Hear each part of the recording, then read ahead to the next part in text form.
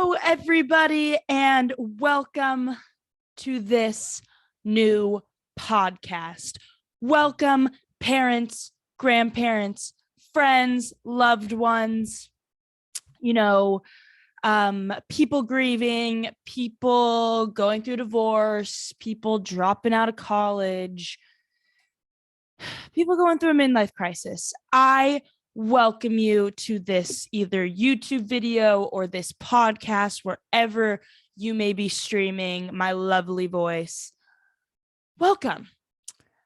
If you stumbled upon this today, or a good friend or a good person told you about this, then I want you to know that today is the best day of your life. You know why? Because you found me. And I'm here to guide you, to help you, and to really be your therapist. I'm kidding. I'm not going to do that. That I am not qualified for at all, given the fact that I'm in my own therapy. But this is my first podcast, and welcome to my first podcast of Everyone's Got Shit. Yes, you heard me correctly. That is the name of my podcast. Everyone's got shit. Everyone has to shit. Everyone's got to deal with their own shit. There's just shit everywhere. The shit all around me. There's these giant batteries that I have around here because, this isn't the first intro of this podcast that I've done. I've actually done about 18.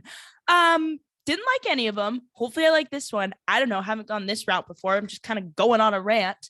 But I have these huge, flashlight batteries in front of me because my Zoom H5, whatever freaking recorder decided to die about 10 minutes into the first recording, and the only batteries that we have in this house are these giant ones that no one uses. So don't worry, I found some, obviously, because I'm recording. I sound crazy. I'm a little bit crazy, but if you're a little crazy too, if you're going through something, if you're going through some shit, then this is the place for you.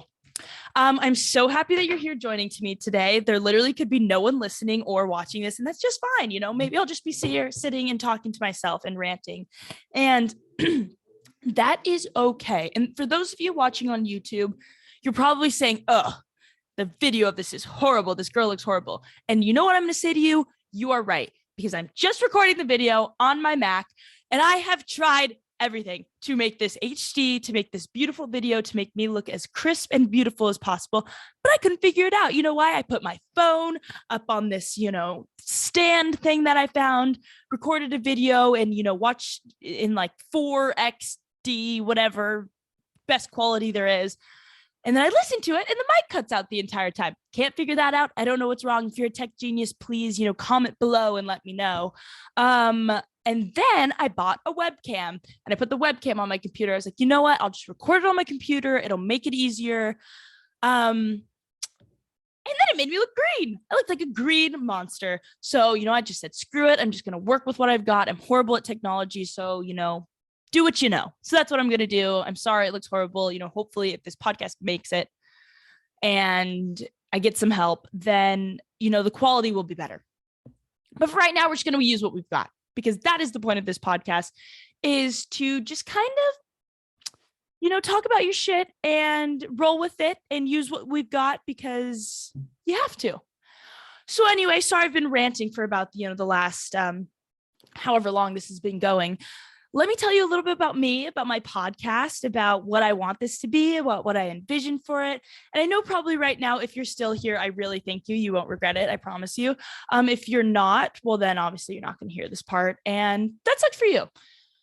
But as you can see, it's just me right now, and I'm a little bit crazy. Let's make sure that was on. No, I'm really not that crazy. I'm just, I think, a little nervous. Horrible at technology. This is not my forte, but you know what is my forte? And I really like talking. I love chatting. I love hearing myself talk. I love the sound of myself in this microphone right now. Let me tell you, it is like, I guess you guys can hear it on the other end too. Like, it's just in my ears and it's smooth and it's like jazz. My voice is like, smooth jazz in here. I feel real professional right now. Anyway, but even though it is just me today, I'm really hoping that this is one of the only episodes, if not the only episode, where it is just me sitting here. Like I said, as much as I love the sound of my own voice, as much as I love talking to myself and not having to deal with anyone interrupting me or telling me that my opinions are wrong and that I'm crazy. I really do hope to have someone either sitting next to me that I'm chatting with in the next, in the following episodes, or someone I'm on like a little Zoom call with, given the world we're living in. But actually mainly just because, all of my friends and family and people that I want to have on this podcast live kind of far away to where I can't, always travel to them, or they can't always come to me. But my plan for today is, lucky for all of you, is just for you to see me and hear me speak. I want to tell you about Everyone's Got Shit, how I thought of it, how I, what I envisioned for it, what this is going to be about, because, that's good to know. I should have started with that about, 15 minutes ago. But and then I'm gonna get into a little bit of my life story, mainly just the past like year or so of my life, because that's where it actually got interesting, and really started just being dumped all over me. And the reason I'm gonna do that is because, you know what, I think this is a great time to just dive into what the podcast is going to be about instead of like vaguely telling you these weird little things. So Everyone's Got Shit. As I said kind of in the beginning of this video, I think I said it at the beginning of this video, I actually don't know because I've recorded this so many times, but everyone's got shit, it's in the name, and everyone is dealing with something. And I've known that my whole life, everyone knows that you don't just, get through life without having to deal with anything. Like everyone is dealing with something, but especially in the past year of my life when I've gone through pretty heavy stuff, I really learned that. I really, learned about the fact that everyone's going through something. And the reason I wanted to start this, and kind of like what I feel like my slogan should be, or like my tagline, is there's nothing worse than feeling alone in what you're going through. And the thing about it is, and sometimes it's hard to realize and it's hard to be honest about, is the fact that everyone is going through something. Literally, there's not one person that's, walking on water in this world that's got it all figured out. People like to pretend to. I like to pretend to, but I don't. I have no idea what I'm doing. I'm probably in a midlife crisis myself, and I'm just trying to figure it out. And what I've learned throughout this year is there's something so refreshing about listening, especially like listening to people talk about what they've gone through, or just kind of like shoot the shit and make light of a situation that they're dealing with, whether it's, grief, whether it's you're going through a divorce, or you're a child of divorce, or a child who just found out that their parents are getting divorced, or you have a disease, you're a diabetic, you have some other sort of problem, you have allergies, or so you or a loved one is dealing with cancer, and this is such a range, I understand, but that's what I want this to be. Like I said, everyone's is dealing with something. And I don't want people to come on here and think, oh, well, I'm not like grieving somebody, I'm not going through the hardest thing I've ever gone through, I'm just, had a shitty day at work. This place is for you. You don't have to be going through the worst thing that you've ever gone through to come on here, or to listen, or to be a part of, this community I really do hope to create. Because you know what, you're dealing with something, and what you're dealing with is valid, and maybe it's not super valid, but you just want to hear other people complain. There's something very refreshing about people complaining. There's something very beautiful about it, I'd say. And that's what I want this to be. So I've kind of told you a little bit about the podcast. It didn't make any sense because I don't know what I'm doing. I am just trying to figure it out. But what I actually do hope, and what I want every episode to be after this, or at least the start of it, is to it not just be me, but to bring other people on, and it'll kind of focus on a specific topic based on what maybe like the biggest thing in their life is at that moment, or the biggest thing that they've gone through. For example, like a widow, or started off pretty deep there. Or, like I've said, someone going through divorce, someone who didn't get into the college of their dreams, someone who is struggling to become a college athlete, or is just on the path of like becoming a college athlete. Like I want to hit every single range here. And I just think with like, you know, these topics, it's hard to explain because like I have a lot of people in my head that I'm thinking of bringing on, and I know their story, so I could kind of like see where they're going to go. But like I have a lot of friends who, you know, something happened in their life and it was very unfortunate, but it actually guided them down an entirely different path than one that they would have gone down otherwise. It's guided them towards a different career path, towards, you know, inspiring them to do something that they never would have done. It created a new sense of humor, you know, a little bit of tragedy sprinkles a little good, you know, sense of humor in there. And so that is my plan, to bring people on. I literally have this yellow page, or like yellow notepad, where I wrote down this list of people, and I was shocked at the amount of people I was writing down. And it's all people that I know. It's like people in my family, or people like good friends of mine, family friends, whatever, or just like people that I kind of know of that have been through stuff. And I wrote down their names and I was like, like blah, blah, blah. Parent died, disease, widow, divorced. And I know that sounds dark, and some of you might be listening to this and be like, ooh, cringy, ooh, not PC, ooh. But like the thing is I want to be very blunt about this in the beginning. That's what this is. I really want this. I don't want this to be like a super somber, like, oh, I'm so sorry for what you're going through. That's actually exactly what I want to get away from in this podcast. I want to create an environment where people kind of make light and not make fun of, but laugh about kind of the things that they've been through, the tragedy that they've been through. Because, you know, the truth is a lot of people use humor as a band-aid. I'm one of those people. That's probably one of the biggest reasons as to why I'm doing this. But like, especially in the last year, and I know I'm being vague about the last year of my life, and I will explain that. But I definitely have used humor as a band-aid. You know, I'll make a joke and everyone will laugh, and then I'll turn around and be like, yeah, I'm really just fucking really sad. I'm just joking. But like, that's what I want this to be. Yeah, I just want this to be like a club or a community of people, but not one that's, you know, elite or exclusive at all. Anyone is welcome to join. And I'm talking too much about this and I'm rambling on. And I feel like it's just time for you all to get to know me, to get to know my story, to just tear me open and see the, you know, the shit that I've got going on and the wounds and whatever else. So without further ado, let's hear the life story of me. Actually, first, sorry to explain again. That's one of the reasons I wanted to do this episode just me in the first place, because it's my podcast, it's my idea. And I'm kidding, but also because if I am going to have people come on and ask like, hey, do you mind coming on my podcast? And they're like, yeah, what do I have to do? I'm like, just talk about the worst thing that you've ever gone through, or like the shit that you're dealing with right now.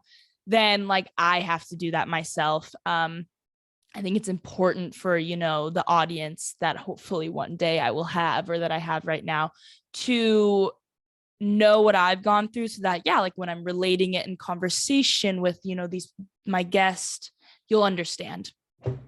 So, okay. Sorry, I'm avoiding the topic a little bit. Time to talk about myself. Okay. I am 21 years old, turned 21 in November. And the reason I tell you that is because the first about 19 years I'd say like the first 19 years of my life were really great. I didn't have to deal with anything. I scathed through life. You know, of course, like I said, you don't get out of this world without dealing with something. So yeah, there's little things. I'm sure, you know, got bad grades every once in a while. I get upset. I whatever, you know, just typical things you have to deal with in your teenage years, in your childhood, whatever. But for the most part, you looked at my life from the outside, and honestly, on the inside, my life was great. It was perfect. I grew up in a really great family, two parents that loved me unconditionally.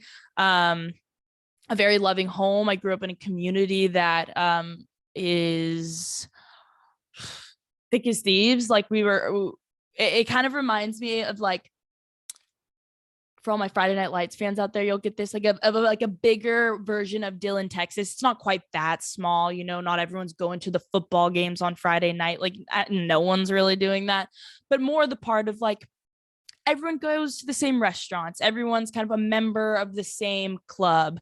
Not nightclub, like country club.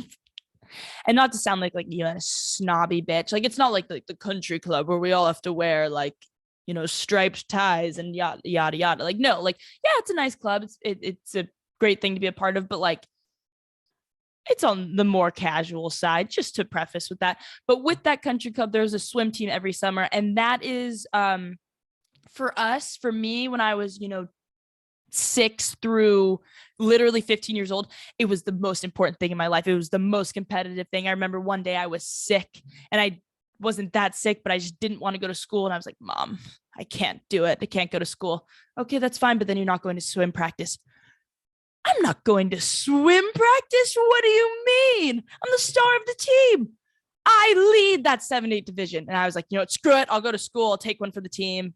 And then I would go to practice. I literally got this huge sun rash all over me one time, and like this horrible migraine. I was like throwing up all night. And like I said, it's a small town, so word got around. Alex is sick. Our star swimmer is sick. And then I went to practice the next day, and everyone was looking at me and was like, what?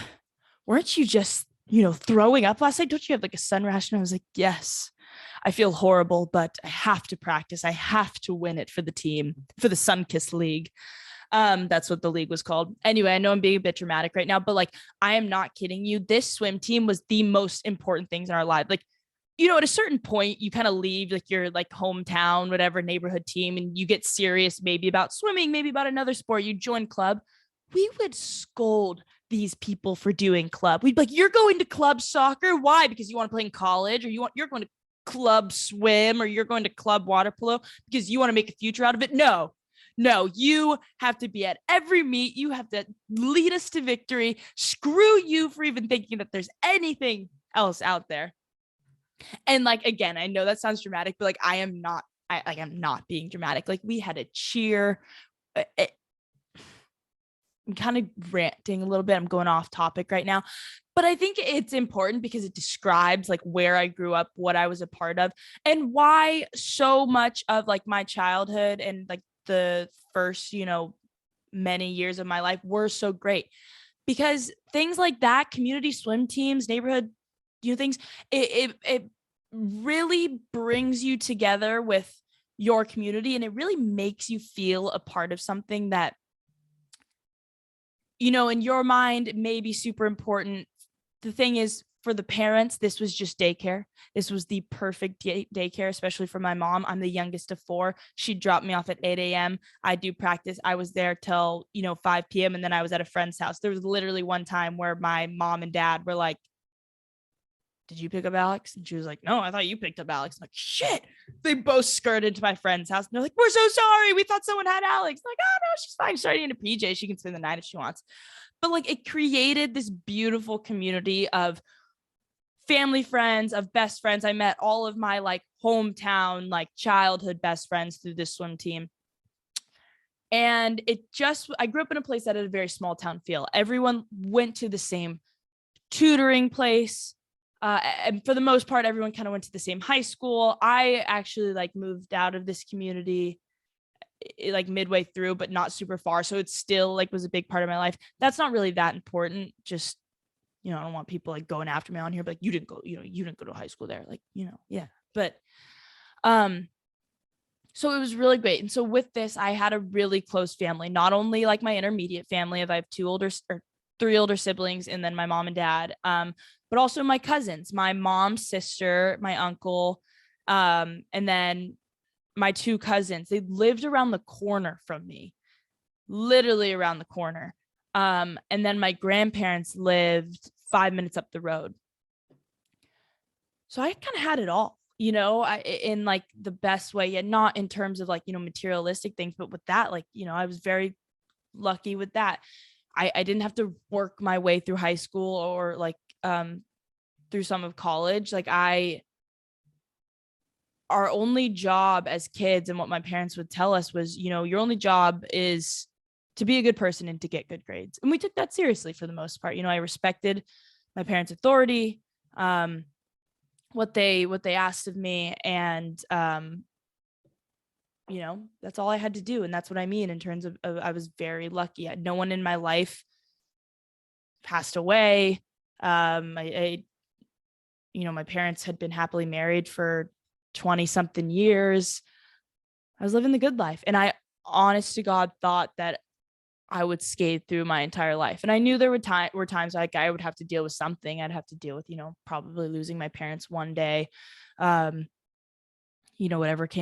else came along in life. But I really never thought it would be anything that was kind of out of the ordinary or out of like the cycle of life. Like, I was very lucky to have my grandparents until I was about 19 years old. So that's kind of like, I'll start here. This was like the first big loss I'd ever experienced. And I'll kind of briefly go through these because the last loss I'm going to talk about is obviously the biggest. It kind of shifted my entire life, blah, blah, blah. I lost my grandpa when I was just about to turn 19, right before my 19th birthday in October of 2019. And he was actually diagnosed with Alzheimer's when I was in 8th grade. So I guess in terms of that, like that's the first thing I ever really had to deal with was hearing that my grandpa was diagnosed with Alzheimer's, watching him deteriorate and really forget the things that he'd always known, forget the people he'd known for his entire life, forget, me, his grandkid, or at least forget memories from our lives that, he once knew so well. And then in October of 2019, I was actually starting my freshman year in college, and my parents told me that my grandpa had been diagnosed with cancer. It had rapidly spread. It was all over his body. And he, at that time they told me probably had about 4 months to live.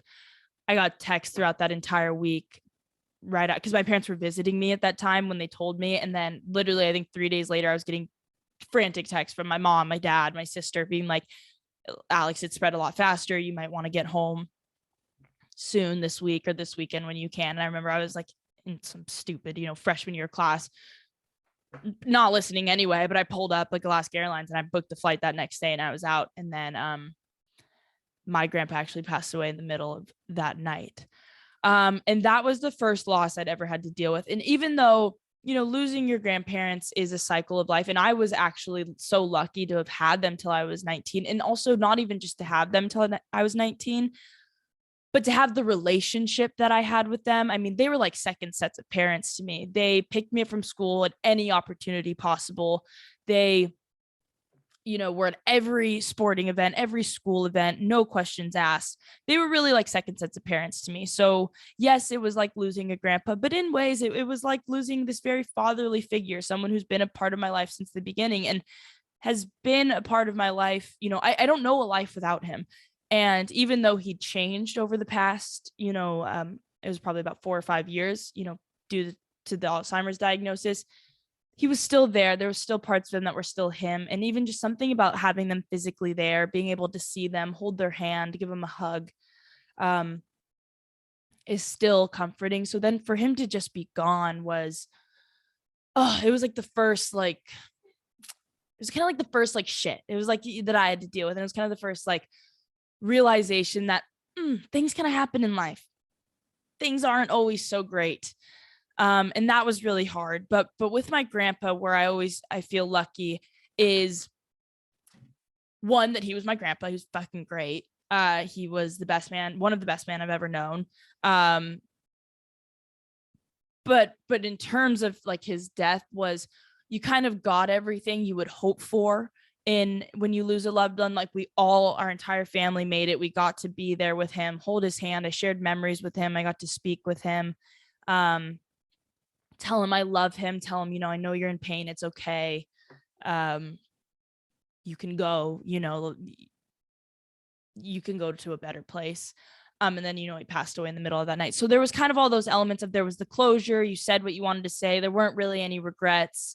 And then he passed away. And also he lived till he was 85. He lived a full, if not more than a full life, and a very accomplished life. So there was that closure with that. And then fast forward a little less than a year afterwards, end of September 2020, is when I lost my grandma, who, the wife to my grandpa, same set of grandparents.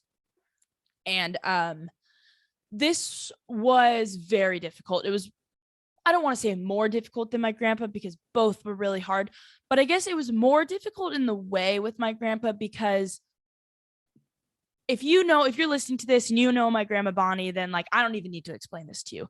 But this woman was incredible. She had the immune system of a horse and she was the most beautiful woman I've ever known. I never saw gray hair on her head. She put on makeup every single day, was always dressed to the nines. It did not matter if she was going to California Pizza Kitchen, to, the soccer fields out in the boonies, or to a nice dinner at night. I mean, you could expect her to be in the same outfit, a beautiful outfit, great pair of shoes and jewelry, rings on her fingers, everything. And she didn't do this of like, to walk out on this red carpet and be like, I am so much more beautiful than you. It really wasn't that. And I remember I like would talk to her about it. And she would just say, I like getting ready in the morning. I like the process of it. She'd always tell me to, you never know who you're going to see, and you never know who you're going to meet. And that's so true because your first impression of somebody is literally made in the first 30 seconds of meeting them. And these, you would see this woman and be like, your first impression was like, God, she's beautiful. But then you would get to talk to her and she cared so much about you. She cared about your life and your family. She rarely talked about herself. She would talk about her grandkids. I'm not going to lie. She loved to brag about us, which, who wouldn't? Kidding, kind of. Not kidding about the fact that she would brag about us. I mean, her grandkids, her grandbabies were her pride and joy. And we were so lucky for that. And I loved getting to be the granddaughter of these two people because they were the type of people that walked into a room and who they were, especially in this town that we grew up in. They were just pillars of the community. They did a lot for the community. They were very involved in it. And so just to be their grandkids and to walk into, specific like rooms at the country club or to see them walk down to the pool deck when we were swimming and just, you're blah, blah, blah's kids, you're George's grandkids or Bonnie's. And just like, yeah, like I am. And that's pretty, I don't know. It's pretty cool. But anyway, back to my grandma. So like her death was so unexpected. I think about only 2 weeks before, she was walking up and down Manhattan Beach because my brother had actually proposed to his girlfriend. And I mean, the woman was unstoppable. I went to New York with her not even a year before. And we just thought she was in a great bill of health. She continued to live her life, go to her lunches, be around her friends. Mentally, she was completely there.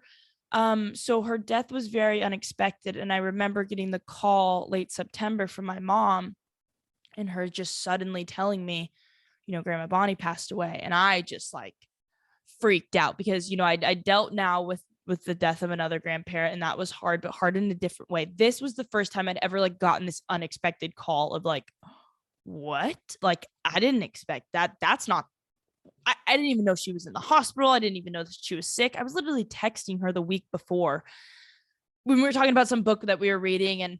And I think I told her like, oh, like I'll find a time to call you this weekend, being, the shit granddaughter that I am. I didn't, I got busy. I'd just gone back to college. And I'll call her Monday. And then it was a Sunday when it happened and Monday never came around. And so that was like the second thing of this year. Everything I'm talking about happened within a year. It all happened between the end of October 2019 and the beginning of October 2020. And that makes you probably say, well, we're at the end of September. What happened at the beginning of October? Well, the beginning of October, October 4th, I found out that my dad died. And I know I said that in a very like, ooh, way of like, ooh, ooh, ooh. Obviously, it's like super traumatic and painful for me. But like I said, I use humor as a Band-Aid. I'm super uncomfortable talking about it. But like I said, you got to take risks. And I hope to talk about this, I'll talk about it in length and about what happened. And then I never hope to fully talk about it like this again, at least not in, front of a camera where I'm looking at myself. So yes, October 4th, I found out that my dad passed away. I was 19 years old. I was just starting my sophomore year in high school, and I got the worst news of my entire life, and news that I'd always feared getting, not in terms of losing a parent young, but I had this weird thing. I'm a very futuristic thinker, and not like planning out my future, what I want to do with my life. Not that at all. I am horrible at that. I have no direction. But future in the way of like thinking about horrible things. Like I would always calculate, okay, when I'm this age, like when I'm 40, hopefully I'll be married, have a family, fingers crossed. Any suitors out there? But like my parents would be, I would be like, okay, when I'm this age, my parents will be this age. Hopefully I'll be in a time in my life where like, you're never ready to lose your parents, but it like, it'll be more the cycle of life, like natural way, like my mom losing her parents, in this last year, which was not easy, but she was married, had 4 kids. She was on the next phase of her life, and she was at a natural age. She was lucky to have her parents as long as she did. And so I always like feared, I guess I just feared like going through something like that. I feared losing like someone in my family. And then here I am, like I said, 19 years old, just starting my sophomore year of high school, literally in my first week of classes. And suddenly, my Scandinavian class is not the most important or most difficult thing in my life. My dad dying was. And that was something I didn't expect. Like I said, and I know I'm bouncing around the topic right now, and I will dive into it. I just like want to reiterate the fact that like I really thought I would skate through life. I really didn't think I was going to have to deal with anything that difficult. And I know that's naive of me. But the thing is, and what you'll probably learn throughout me talking about this in the course of this podcast is, if you haven't been through anything that is like super traumatic or kind of like that alters your life view, you are naive. You know bad things happen. But you're like, bad things don't happen to you. Like the chances of that are very small. And that's what I thought. And especially, and I think before I dive into like that day, going through it, finding out how he died, all of that stuff, I think it's important to describe my dad because it kind of makes it all make sense. My dad was like one of the manliest men that I've known. I mean, he rode biked, he loved football, he loved every sport, he played every sport. However, though, in college, when I found out at his memorial, seeing all the photos and stuff, the man loved short shorts. I really hope it was a thing of the times. Dad, give me a sign that, it was, he loved the short shorts. Anyway, very manly man, man of little words. I'd say in the beginning, definitely, like he really did not speak much in like the earlier stages of his life. So I've heard, but he definitely became more chatty later on. Anyway, but also kind of like a mix of, I think a mix of like this inherited like daredevil gene and kind of no, kind of like, what is that saying? Like not a scared bone in his body, but not a, like he just really didn't have much fear. And then mixed with the fact that my dad was so lucky in terms of nothing ever happened to him, even though he had this very like daredevil type mindset. He never got hurt or hurt enough to kind of be like, oh shit, that was scary. I should maybe like kind of tone it down, not ride my bike right on the edge. No, he just always got lucky. And I'll explain a couple things. And it kind of started from when he was young. I remember my uncle, his brother, telling me that he would just sit in his room and he'd like light firecrackers and he would like see how close he could get it to the point of it exploding. And like he'd blow it out, but like never got hurt. One time him and his brother, when they were kids, were racing and my dad put his hands out to stop him.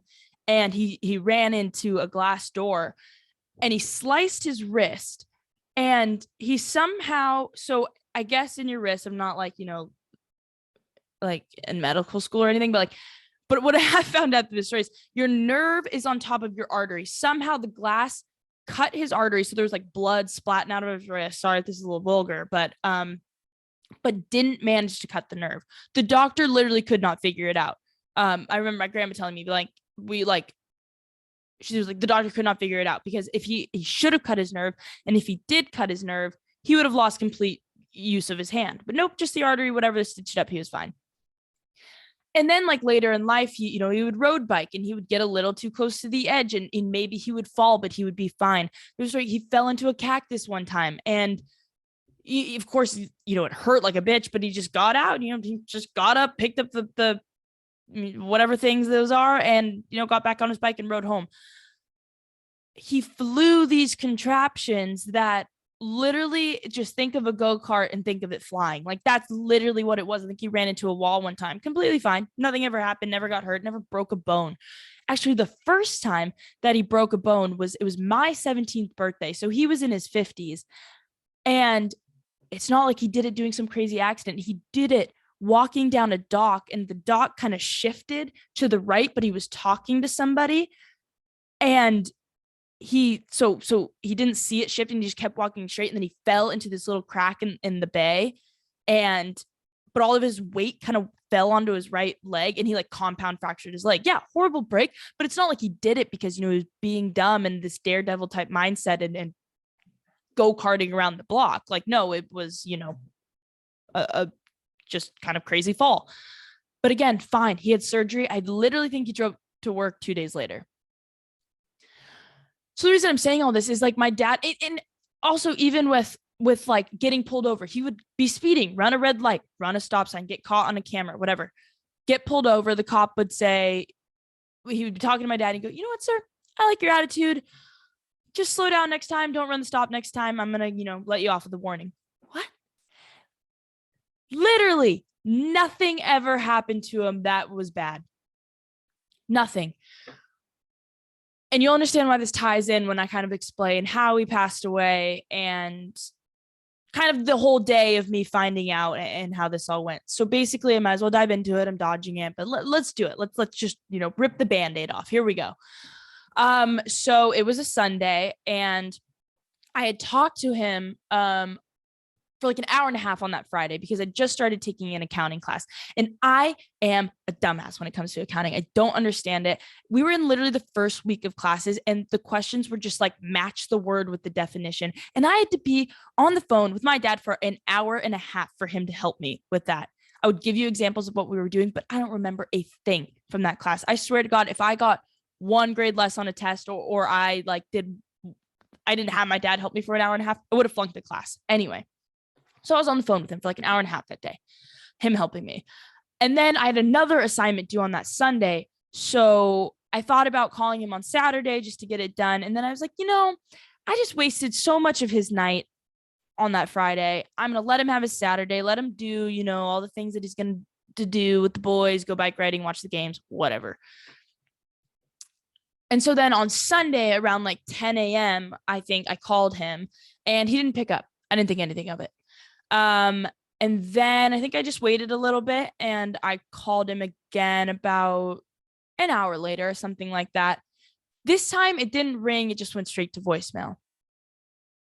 I guess that's more cause for concern, especially looking back now, but I still just didn't think about it. I figured, his phone was off. It was dead. Maybe he was on the phone with someone else, whatever. Waited a little bit longer. Then I think I sent him a text. "Hey, Dad, you're probably watching the 49er game right now. If you find any time, if you could please call me, help me with accounting, yada, yada, yada." No text back. So then I think I texted one of his buddies, and she said, "Hey, have you seen my dad today? Did you guys go bike riding by any chance? You watching the game? Just trying to reach him."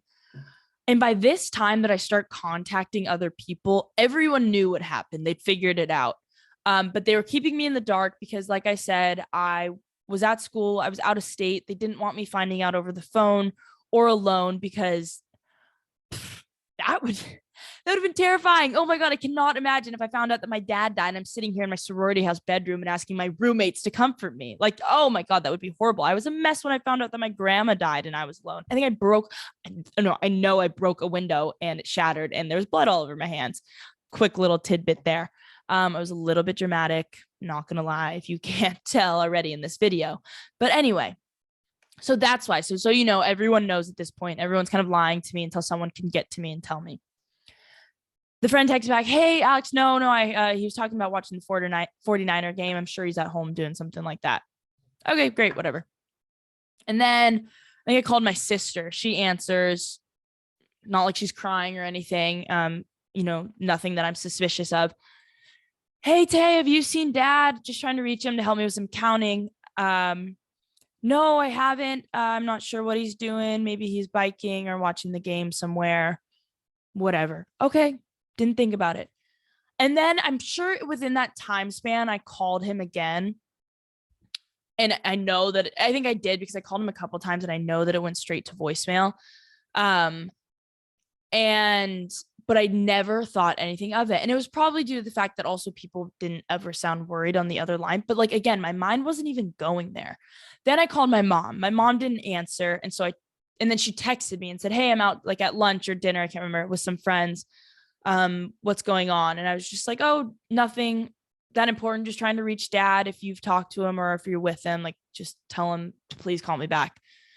"Oh, no, I haven't seen him, but if I like talk to him or hear from him, then I will let him know, or like I'll let him know or something." Like she was kind of vague about it. Didn't want to like, make me hopeful that my dad was going to call me because, obviously that wasn't going to happen. And then, so I think that was all the phone calls. And then, oh, no. Oh my God, no. So then I really needed help with this accounting. So I text my cousin who was an accounting major and like was an accountant or like isn't an accountant at that time. Like I said, I don't know.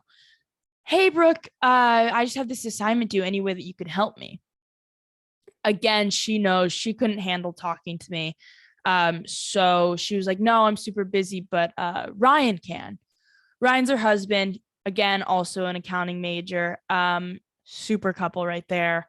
And he'll help you. He'll FaceTime you in about 10 minutes. Great. Ryan FaceTimes me, helps me with accounting. We talked for about an hour. I didn't suspect a thing. These people, my entire family, should be in the theater for lying to me like that. My God, I didn't suspect a thing. I didn't even know. I think Ryan brought up my grandma and just said, "I'm so sorry." Because again, that was only a week before. But yeah, so end that phone call. Great. I'm done with my accounting. I'm free for my Sunday. I went downstairs, made some Topper Robin noodles, came back up, was eating them in my room, hanging out with my roommates. And then all of a sudden, I see my sister walk through the door in my sorority house. And at first I was just like caught off guard, but also like excited to see her. I hadn't seen my sister in about a month. And I remember just going like, "Oh my God," like excited. "Oh, I haven't seen you in a while."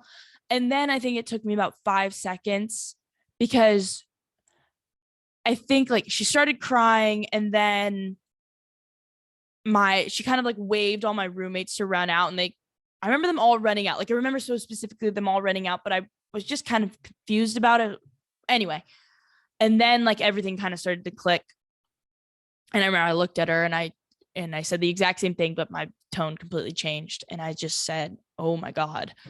And then she might have said like it was an accident, but even before she said that, I knew my dad was dead. Like it wasn't even a thought of like, maybe there's been a horrible accident.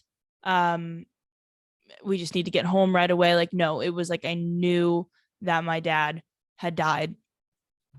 And also, I think what was so suspicious to me, just especially with my sister being there, was like I said, it's September 2020. Everything's super strict with COVID.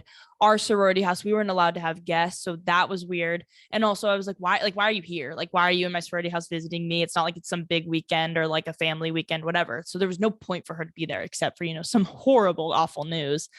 And then I just kind of like walked away. I was like backing up from her and I was like, oh, I was just like, no. Like, I think like, I can't remember everything that she said. I remember her saying it was an accident and, there was nothing that we could do. And I think when she said that, so like we had bunk beds and I was on the top bunk and I just like kind of kept hitting my bed. And I was just like, "Wake up, Alex, like wake the fuck up, wake up. Like this is a nightmare, wake up."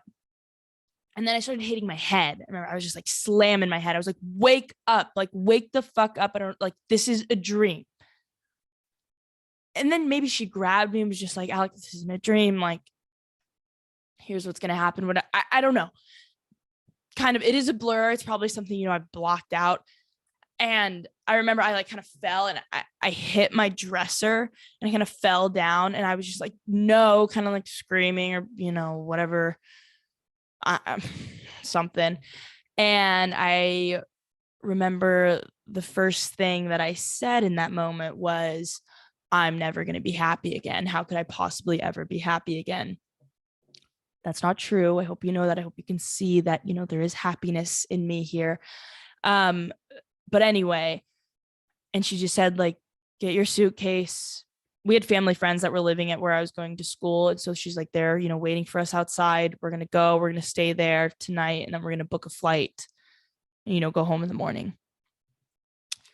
And so I remember, like, since I was out of state, we have like these lockers up in our sorority house where we can keep, you know, big things that you just can't fit in your room. So I'm like marching upstairs. And I remember I was trying so hard to cry because I couldn't cry. I was in just like this numb, most like stoic, like mindset and like face I've ever felt, because I mean, obviously I just like found out the worst news of my life and your brain goes into shock and you go into this numbness. But I remember like thinking in my head, like, why aren't you crying? Like, you just found out like the worst news of your life. Like, what are you, this monster? Like, why aren't you crying? And I was like pushing myself to cry. I was like, I think this is what happens in the movies. I think I need to start crying, but I couldn't. And I was like going upstairs and I was like marching and I was really angry. And I think I was like, not screaming, but definitely just being like, why is this happening? Like, what the fuck's going on? Like, I don't know. Got upstairs, got my suitcase, brought it back down. I just remember like girls looking at me in the house being like, what is going on? What is going on?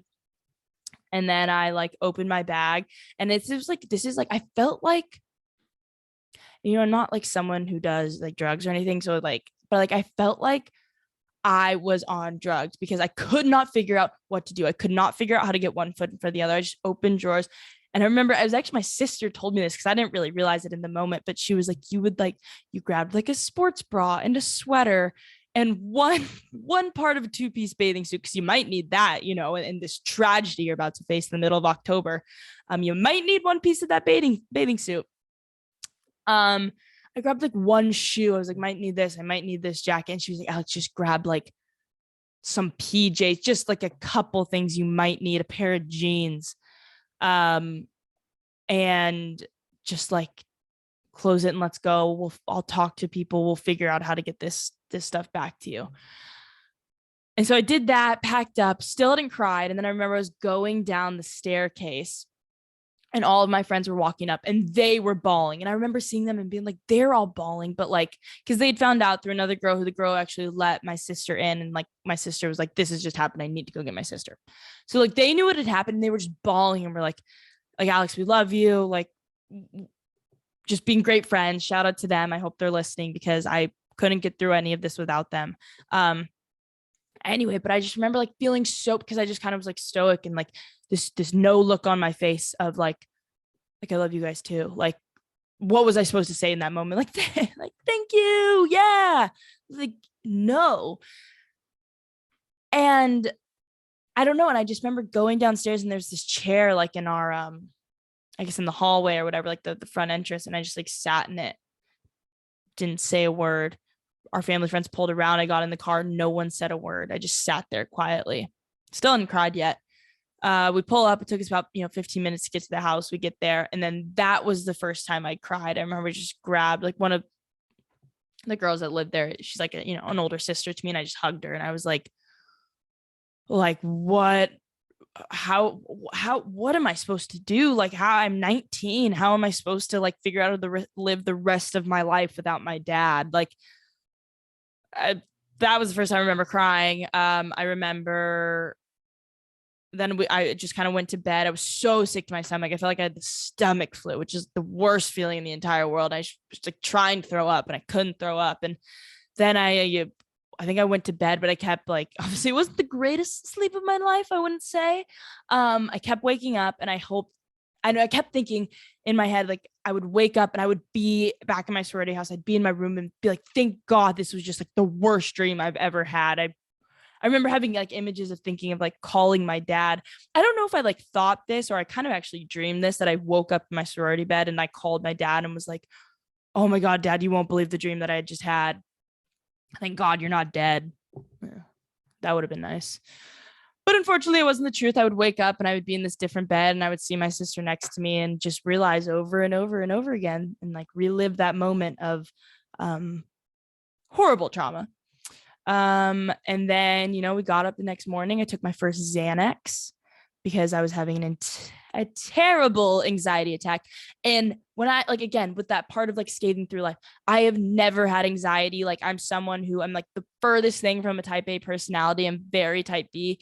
I procrastinate. I like to get backed into a corner and I kind of somehow wiggle my way out and figure it out. I've never had anxiety and I'm very lucky for that. But like, this was horrible. I feel so bad for you people who have anxiety all the time. Like, oh my God, it was like exhausting. I couldn't stop thinking about like these horrible thoughts. And like, I was like, oh, I was just going to say something, but you guys wouldn't get it because I didn't tell you how my dad died. Okay, so let's go back to that because I should probably explain that. So my dad died in a plane crash. Not like a commercial flight. It wasn't like he was sipping a cocktail on American and the thing went down. No, my dad, like I said in the beginning, he would fly these, like imagine a go-kart and he would fly it. Well, he wasn't flying this at the time. This was like his the go-kart thing was like his pre to what he flies. I was going to say what he flies now. Obviously he doesn't fly it now. What he flew then. It was called like a light sport aircraft. And you could Google this thing. I think that's what it's called. I could be wrong, but it's like there's max 2 people, but he would go up and fly alone. Like, it's not like he was an idiot and he would go up and fly and like had no experience. Like, no, he'd been doing this for about, God, sorry, my hair's really in my face. He'd been doing this for about like 7 years at this point and had his license. He was experienced. He knew what he was doing. But like I said, my dad didn't have fear.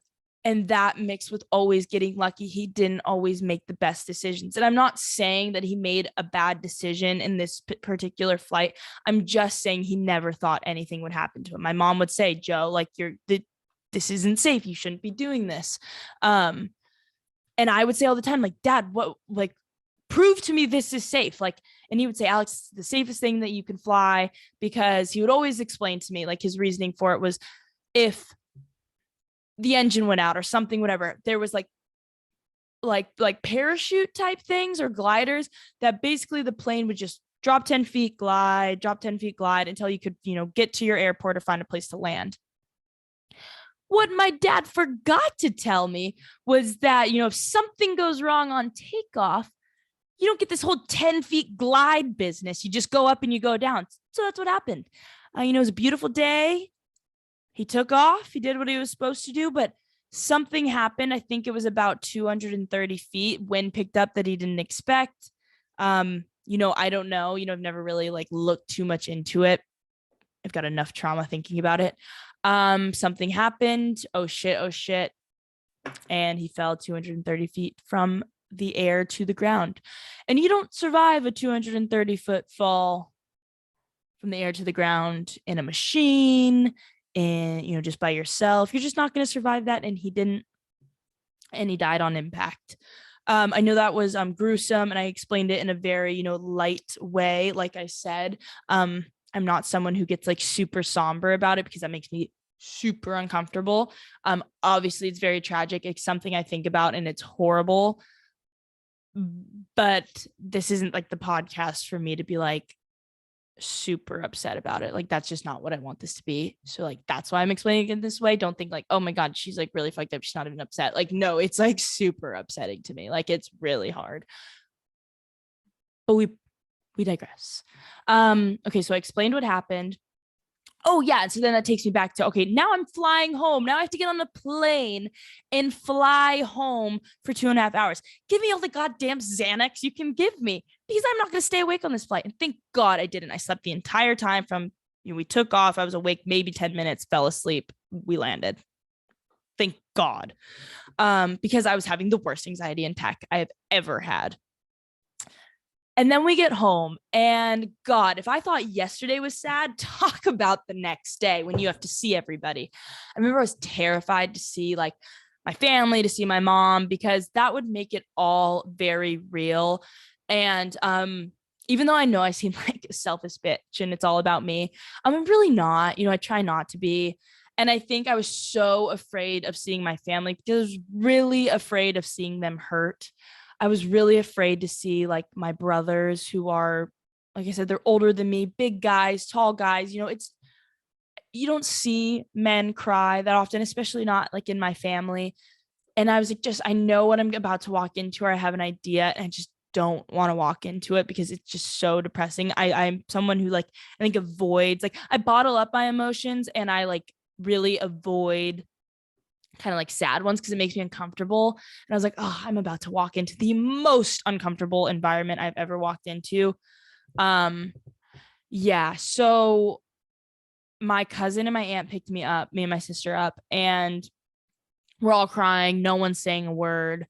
We pull up to the house, actually the house that I'm in. So you guys kind of get to be a part of it with me. And I remember I walked in, and the first person I saw was my mom, and she just came up and grabbed me and told me that she loved me. And I like look to my right, and I see my brother and his fiance, and they're just bawling, and they grab me and they hug me. And then I walk into that room, and I see my other brother just like not saying a word, just crying more than I've seen anybody else cry. And then I also just looked around, and there's like food everywhere because, like they say, bad news travels fast. And there's just like trays of Mexican food and lasagna and empanadas and raviolis. I'm kidding. I don't remember what was here. I just remember there's a bunch of shit here, and there's flowers everywhere. It looked like we were running a hometown buffet and a freaking flower shop all in one. And it was the last thing I wanted, which is crazy because I love to eat. If you know me, I love to eat. I won't eat anything. I'm picky, but like I love to eat. And I was so sick to my stomach. The last thing that I wanted to do was shove a freaking party platter burrito down my throat and smell some flowers. All I wanted to do was lay in a ball and cry and, not talk to anybody and not have someone say, I'm so sorry for your loss. Like, I'm not supposed to be going through this. Like I said, I skied through life. My life was easy. I had two great parents that were healthy, didn't have disease. And now suddenly I'm the girl that lost her dad at 19 and like in a plane crash. I'm like, oh, good God, really, Dad? You did like do this to me? Like, seriously? Like, this is things you read about in the news and like, oh, or like you kind of distantly hear about somebody going through this, or maybe you do know someone like on a more personal level who's gone through this and you're just like, shit, that's really, really sad. I can't imagine my life being like that. Like, that is like, this is not supposed to be me. I was never supposed to be this person. But here I am. And like, and then, people start to find out, my friends and people that I know, and I start to get these long texts. And if you're listening and you sent me a text, like, not that I don't appreciate it, of course I did, but like, I was just like, it was just like, what the fuck is happening? Why is this happening? Why is this my life?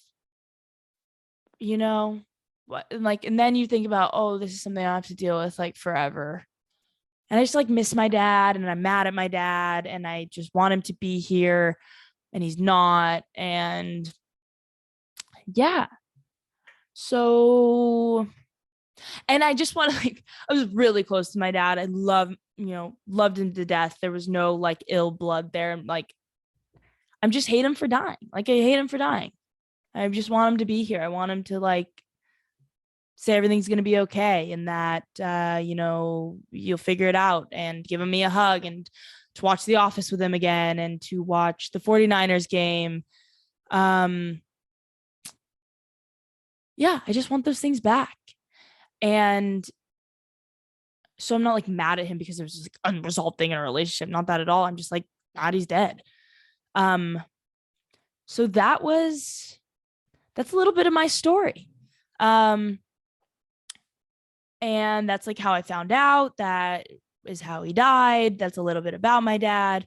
And as you can tell, or I guess, because it was October of 2020, I've lived a year and like, what's it been, like 4 months? No, like 3 months now, at the time of this recording, dealing with it and, learning to live with it. And, it's not something I want to talk about too much right now. I think it is something that will come out in other episodes just based on like further conversations with people and kind of interjecting like my own personal, views on life and different things as we're talking and whatever. But yeah, so that's a bit. That's all of my shit. Not all of it. There's still like other little things that I deal with. But I that was exhausting. I'm like tired. I don't really want to talk about it anymore. I kind of just like want to hit end and like that's it. But I feel like I have to like wrap it up somehow. And I'm like, if I sound confused right now, it's because I am. I'm like trying to figure out how to wrap this up. But that's everyone's got shit. That's my shit, my personal shit. Again, it's deep. I understand. And I explained it in a way that most people might be uncomfortable listening to. I think that's another important thing that I want to bring to this podcast. And I think I want to bring light to is like when you've gone through something like pretty traumatic like that, and especially like if you are someone like me where you use humor as a band-aid, you don't necessarily like want to be the victim. And like you of course appreciate people like, sending their condolences and grieving with you and being so sorry for your loss. But sometimes like I do have friends and like people that I know that have, been through tragedy, been through shit, have lost people in similar ways. I've also lost a parent. And with them, it's not like, I'm so sorry. Like it is, and especially in the beginning, but now it's just kind of like, yeah, we've got baggage. You've got daddy issues. I've got mommy issues, whatever. We probably have trust issues, whatever. Like we kind of joke about it more. And I think that's an important thing, especially if you're listening and like you haven't been through this and it kind of makes you uncomfortable, is like I joke about it, and it's not because I think it's funny, like sometimes, but like it's because it's how I deal with it. There's of course times behind closed doors where I'm just a wreck. I'm ugly crying and I'm screaming at the sky and cursing them out. But for the most part, this is how I actually get through my days and how I kind of deal with the conversation when it comes up. And that is what I want this podcast and this community to provide. And again, not every episode is going to be about grief and about shit that's super deep. Like everyone shit is relative, relative to your life and what you're going through. And it doesn't have to be the biggest deal in the world. It's just something you're dealing with, and that's life. Even before this, everything happened to me, like I thought I was skating through, but I wasn't. You're always dealing with something. Life throws punches at you, and it's how you get up from those punches. And I know I'm being a little inspirational right now, and I hope you are inspired. But just like speaking the honest truth, it's how I choose to look at life. I'm someone who's like tried to always have a positive outlook, and even with what I've been through, I try to continue that. And I credit that a lot to my family, around the people I grew up with, the mindset I kind of have, and also my dad. My dad was always the dad that I could either have dinner with him or go out with my friends, and he'd always say, "Go out with your friends." I'm always here. Clearly not, but and so I kind of, even though I believe he's living in the great beyond somewhere, and he's watching me, and he wants me to be happy, and he wants me to do something with my life. So, Dad, this is me trying to do something with my life. And I want this to be a place of healing, a place where people can come to and feel comfortable to listen to people talk about shit, and just to kind of normalize that life isn't perfect and you're going to go through things. And it may not be this big, and it may be this big. I don't know. I don't know all of you. But what I do know is you have a place here, and you're not alone in what you're going through. You never are, even though it may feel like that sometimes. Trust me, I felt it. But you're not. And I hope that this community grows. And, if you like it, share it with friends, share it with family members. And yeah, I know you're probably so tired of my voice, so I'm just going to like end this now. I don't know how to like end this in this smooth way. But that was the first episode of Everyone's Got Shit. I hope you all enjoyed. I'm so excited for where this goes and to bring on all of my really fucked up family members and friends and people that I know on here. So please subscribe. follow, listen, whatever you do. I don't really know. But yeah, that's it. That's me. I'm Alex Audette. And I hope you enjoyed. See you all or talk to you all, whatever, next time. All right. Goodbye.